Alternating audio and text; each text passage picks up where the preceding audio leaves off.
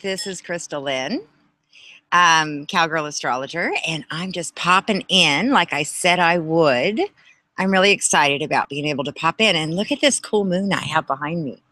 The moon is in Pisces right now, so it's kind of cool. Look, it's kind of like really neat off my camera, like it's right over my head. The moon in Pisces is my favorite moon of the month because I have the moon in Pisces and I'm a Pisces ascendant. And so, yeah, it's when you have your moon every month, you should really follow that. You should know where the moon is at all times. The moon changes like every 2.5 days. And, the moon is very powerful and can really affect us. So I pay attention to the moon. And when the moon's in Pisces, I try to just let myself flow a little bit and trust that I'm at home. I'm right where I should be for at least 2 days out of the month. So anyway, I wanted to come on. First thing I want to do is I want to apologize to all of my Cancers out there. The first video of my video series this month, which is, following the planetary changes as they happen. I forgot, somehow I skipped Cancer because I'm still learning just to kind of stay on track with all 12. And I got off on a tangent and I missed you guys. So you guys get a special little update right now. So I hope that's exciting for you. So Cancers, I was talking the other day, just pop up my screen here, about, what's going on. We're going to kind of follow specific planetary changes as they happen. And the first planetary changes that I want us to be paying attention to this month is the fact that Mercury is retrograde in Scorpio as we speak. Now, I didn't mention this the other day. I mentioned it in the form of the themes that will play out, but I didn't mention the fact that it will move back into Libra in its retrograde position. So what does that tell us? That really tells us it reminds of like this door, this door that's been closed, and it's like this door and it opens up and we can walk through it, and it's this door of truth. And as we walk down the hallway, it opens up into our relationships, into connecting with getting those things right in our life. There is so much energy propelling the collective, all of us, forward and moving us into really great positions right now. But when our relationships aren't right, everything, I don't know about you guys, but nothing's right. We're not the Lone Ranger in life. And yeah, there are those of us that do really well alone, and we don't need a lot of influence to motivate us. But we are created in a way that we need each other. And, even the things that irritate us about each other, those are actually the best things that could happen in relationships, because anything that gets you passionate, anything that stirs you up, even anything that pisses you off, those are the things we remember. Those are the things that change us. And it's a good thing to have different opinions. It's a good thing to hear different ways of looking at things. And even if you decide, even if it makes you angry, hey, that's good. That means it's stirring you up. That means you're connecting with who you are. If we all thought the exact same way, or we all communicated the exact same way, life would be so boring, and we wouldn't be special. We would all be the same, like robots. So, really when we put each other down, or we judge each other, or we criticize each other, the way we do things and how we talk and how we communicate, when we, make negative comments towards others about those things, we're really, in my opinion, disrespecting the way that we were created and designed to work, because it's in those differences that really help us become who we are. And that doesn't mean that we have to accept other people's ways of looking at things, but to at least be open to seeing it through each other's eyes and looking at it from more of an objective, position. So anyway, Cancer, um, Mercury in Scorpio is going to speak to your fifth house. It's kind of like opening the door to romance, to love, to those things that you want. Because let's face it, Cancers love to love, and they love to nurture others, and they love to be nurtured, and relationships are very important to them. Family relationships are very important to you guys, because you would have Libra in your fourth house, and your fourth house is your house of home and the things you care about. And it's the house that because the fourth house is ruled by Cancer. And so with Libra there, your relationships, your partnerships, your family is very, very important to you. And so Mercury is going to retrograde back into that area and have you take a look at it and work on those things and, reconsider, what's going on. And is there areas that you can make things right? Is there areas that, maybe even if you can't make things right, by wishing someone well, by, accepting the differences in each other, and really understand that, you can't control everybody around you and how they're thinking. Cancers can be a little controlling because you guys are like that moon mamas, and everything, you're connected to everything around you. And so, it's very important for you that your family and your relationships and your partnerships have a safe sanctuary to, abide in. And so you're working on those things right now. You're looking at your home life. You're looking at what's going on. So that will be what's on the plate the next 3 weeks. Mars is in Sagittarius in your sixth house. So in your daily routines, in your work, you are ready to break out. You guys have been, kind of working hard behind the scenes, and, your mind is going to be more on fire and sharper. So if you felt like you've had a hard time in school or finishing things, this Mars in Sagittarius energy should really help you.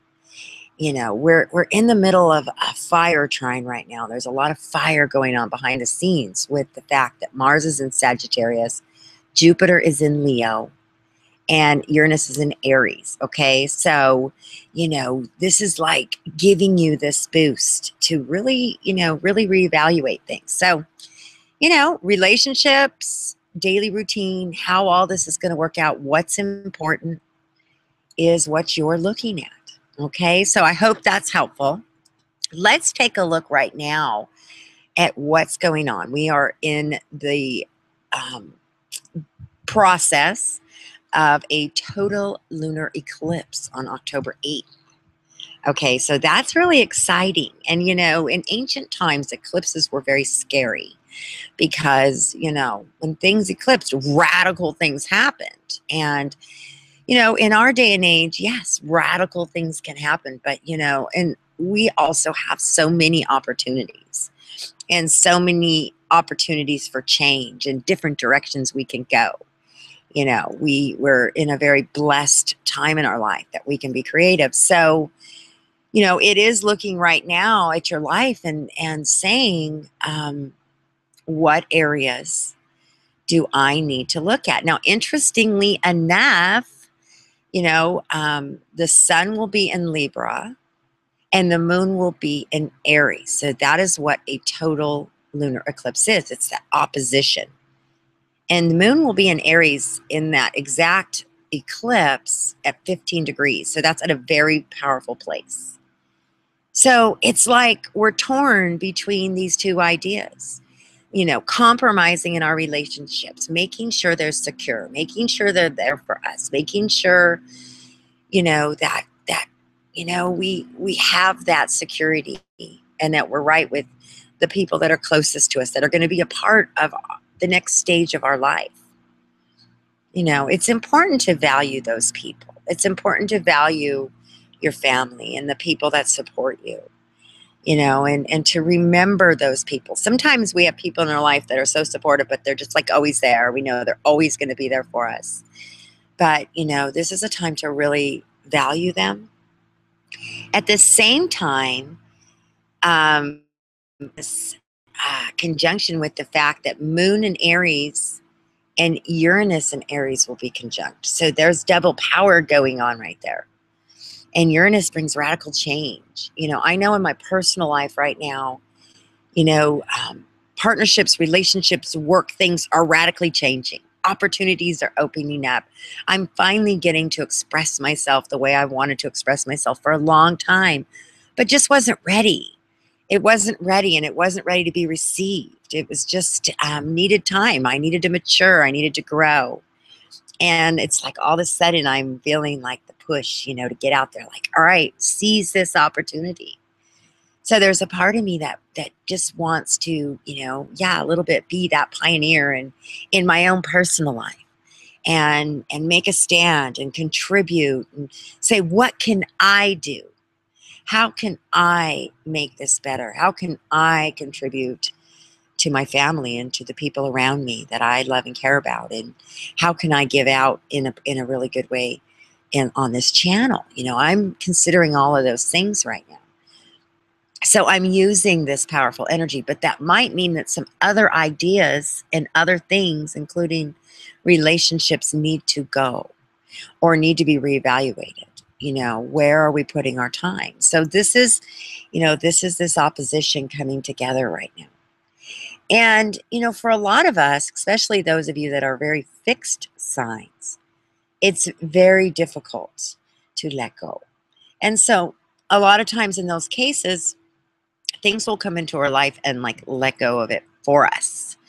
We're hanging on. And sometimes radical things do come in with Uranus in the picture right now, especially going retrograde. Anytime you see retrograde, you want to think about, what is it going back and taking care of?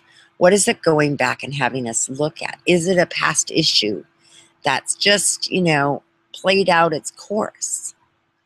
That's what's so awesome about astrology, you guys. If we can time ourselves and not rush and not push and not fight the energies, and we can embrace them, and we can let that energy help us, we can time our life, and we can start to look at things in our life that maybe we just normally would avoid.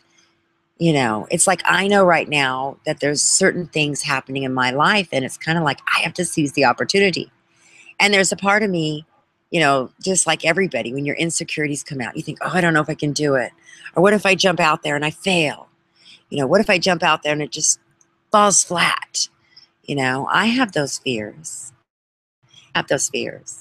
And yet, knowing astrology like I do, I'm like, I have to take this chance because everything's lined up to support me right now. Everything's lining up to support you right now. And with this fiery energy, it's kind of like jump off the cliff faith energy. With the moon in Pisces tonight, as we speak, the moon in Pisces allows us to dream and allows our visions to be very vivid.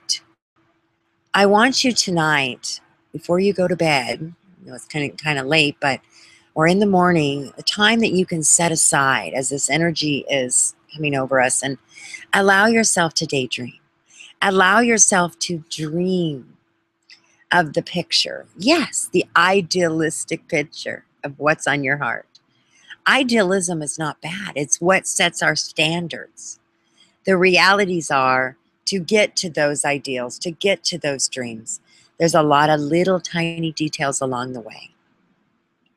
We have Venus in Libra right now that's also moved in to support this sun energy. So there's a lot of love and compassion for our relationships as well. So maybe things that you were looking at with a real hard eye before, maybe now there's a little softening to that, a little love. And is it really important? At the end of the day, what really is important? Sometimes we stand on a hill about something for a long time, and at the end of the day, we miss those people, or we miss those times. we wish things could be different. You know, maybe they can be different. There's always miracles. And with the moon in Pisces, it's all about miracles. So yeah, that's just a few things I wanted to talk about. This is a time of faith. This is a time of jumping out there. This is a time of courage. Um, Also, I want to end with something kind of fun. So I mentioned to you guys, I'm still kind of learning how to do this. I didn't give it's hard for me to plan a time because I'm working around my kids and husband and family and when I can kind of sneak out here and do these on the Google Air, but I want to make it available for people to ask questions. These are live. So if I can figure out this whole chat thing, I might be able to do some question and answer nights that you guys can just ask me questions. That would be fun. But I did offer that, and I had somebody who asked me a question. So guess what? I'm going to answer their question. So I hope they're watching. This is Idalina63. And on the first video I did the other day in my series of videos here I'm doing this month. Hi, Crystalline. Would you be willing to let me know if employment is finally going to come my way? I've been stuck since May and I need a job. With these difficult astrological influences, I'm afraid it's never going to happen for me. I'm a Capricorn, January 4th, 1963.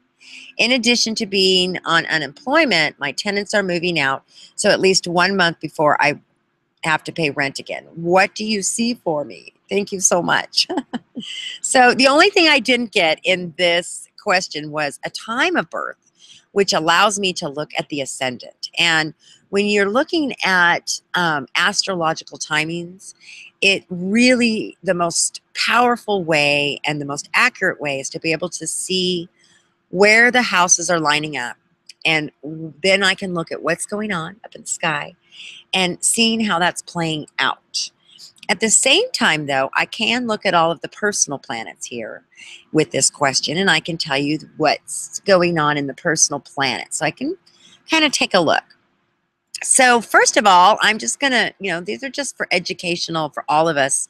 So this will help you guys with your charts and maybe answering some questions for you as well. But what I'm looking at right now is in this chart, we've got the sun in Capricorn, okay?